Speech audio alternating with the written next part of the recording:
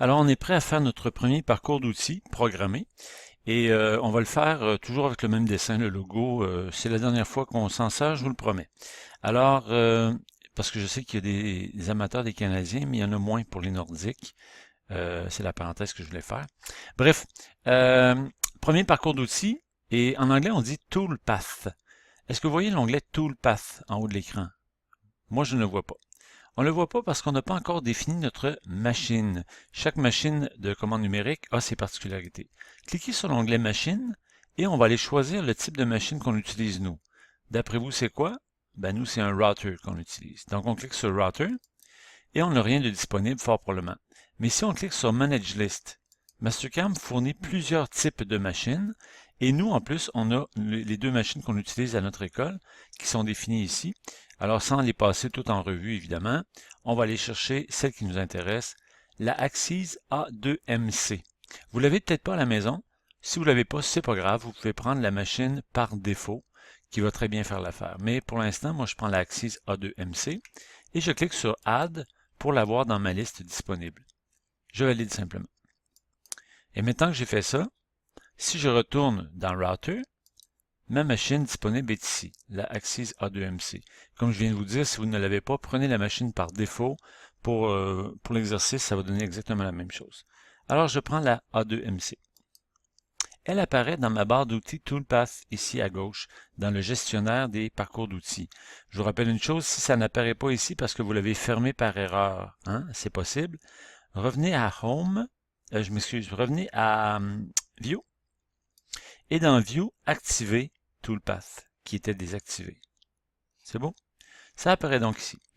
Remarquez à gauche de Properties, il y a un petit plus. Il y a des options qu'on peut aller chercher tout de suite. On va le faire. Files. Dans Files, et remarquez que les onglets qui apparaissent à la boîte de dialogue Files, Tool Setting et Stock Setup sont exactement les mêmes qui sont ici. Donc, on y accède à tour de rôle. Dans Files, il n'y a rien d'autre à faire que ça pour l'instant. OK? Donc, on ne touche à rien. On fait juste constater qu'on travaille avec Axis A2MC. Dans Tool Settings, très important de faire ceci. Assign Tool Numbers Sequentially, on va le désactiver. Par défaut, il est toujours actif et c'est un petit peu tannant.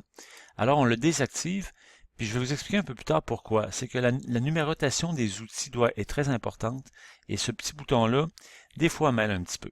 Alors, assurez-vous que Assign Tool Numbers Sequentially est désactivé. Pour le reste, on ne touche à rien. Et dans Stock Setup, on va définir notre matière. La matière étant la pièce capable, si vous voulez, qui va nous permettre de faire une simulation intéressante. Une simulation, je vous dis bien, ça n'a aucun effet sur la programmation, mais c'est juste pour prévisualiser qu'est-ce que nous, on aura programmé. Pour ce faire, c'est quoi la dimension de ma pièce? Ah, j'entends déjà 8 par 8, il y en a qui le savent.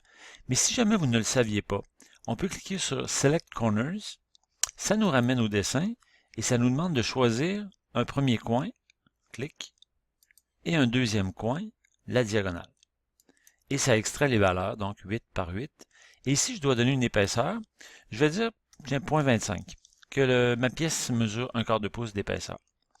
Pour l'origine, j'avais positionné l'origine dans le milieu, et je crois que c'est bon. C'est exactement là que c'est pointé.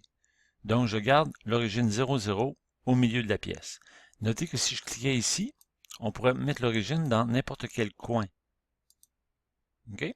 Ou dans le milieu. On le garde dans le milieu. Si je coche le bouton Display, excusez-moi, ça va me permettre de le voir à l'écran tout à l'heure. Alors, je fais ça et je valide avec le bouton vert. Si j'enfonce le bouton de la roulette, vous allez voir que la pièce est apparue en pointillé. Donc ça, c'est la définition de ma pièce capable. Bouton droite, top, et on a simplement défini notre machine.